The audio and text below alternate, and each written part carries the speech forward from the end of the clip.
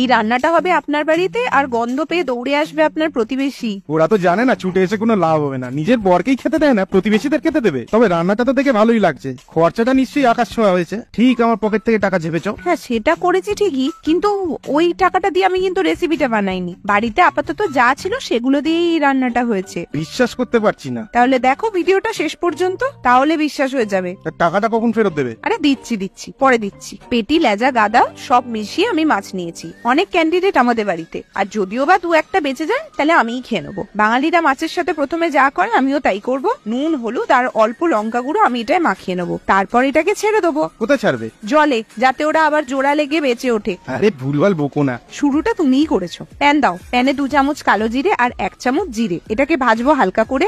আহ কি গন্ধ, যেন বাগানে ফুল ফুটেছে। ফুলের গন্ধ কালো জিরের মতো হয় গো। ওই আর কি। কালো জিরে আর জিরেটা ভাজা হয়ে গেছে, ঠান্ডা করার জন্য এটাকে নামিয়ে রাখবো। এবার নেবো রসুন বেশি করে, সাথে ঝাল মতো কাঁচা লঙ্কা। এগুলোকেও শুকনো খোলাতেই ভেজে নেবো, এক ফোঁটাও তেল লাগবে না।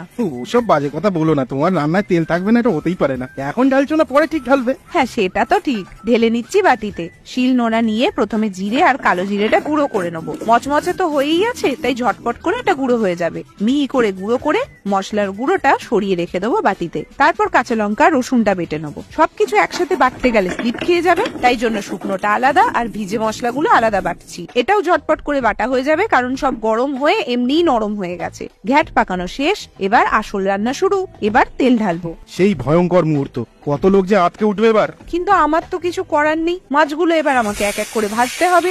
শাঁকা তেলে পোনা মাছ ভাজা, এর থেকে লোভনীয় আর কি হতে পারে বলো তো? কি দেখে তোমার লোভ লাগে না বলো তো? একটু ভালো করে কড়া কড়া করে মাছটা ভেজে নেবো, আর সেই কাজটা হতে তো টাইম লাগবে। তাই ততক্ষণ আমি আলু আর পেঁয়াজটা কাটবো। 2টো আলু নিয়েছি, খোসা ছাড়িয়ে মাঝখান থেকে 2 ভাগ করে আঙুলের মতো লম্বা লম্বা করে কাটছি। ডুমো করে কাটলে কি সমস্যা? কিছুই না, যার যেটা ভালো লাগে। সাথে 2টো পেঁয়াজও পাতলা পাতলা করে আমি স্লাইস করে নেবো। মাছগুলো ভাজা হয়ে গেছে, এবার নামিয়ে নেবো। ওটাকে তুলে নেওয়া বলে। আরে বাবা, ছোটবেলা আমার ব্যাকরণ বইটা হারিয়ে গেছিল। প্যানে আলু দিয়ে দেবো ভাজা হতে। লাল লাল করে আলুটা ভাজবো, তবেই কিন্তু টেস্ট। আলুটা ভাজা হলে ওটাকে আর তোলার দরকার নেই, ওরই ধারে পেঁয়াজটা চাপিয়ে দিন। একটু নুন এই সময় ছড়িয়ে দিন, আর ভাজাটা হতে দিন। পেঁয়াজটা ভাজা হতে হতে আলুটা আরেকটু সেদ্ধ হয়ে যাবে। তারপর দিয়ে দেবো টমেটো, ছোট ছোট কুচি করা। টমেটোটা হালকা নরম হলেই কাঁচা লঙ্কা আর রসুন বাটাটা দিয়ে দেবো। বেশি কষানোর দরকার নেই, অল্প কষিয়ে লঙ্কা গুঁড়ো দেবো। কাঁচা লঙ্কার ঝালটা আপনাদের যথেষ্ট মনে হলে এটা আর দেওয়ার কোনো দরকার নেই। মশলাটা হালকা করে কষিয়ে জল ঢেলে দেবো। ফুটে উঠলেই দিয়ে দেবো মাছগুলো দেওয়ার পরে ফুটে উঠলেই দিয়ে দেবো কালো জিরের গুঁড়ো।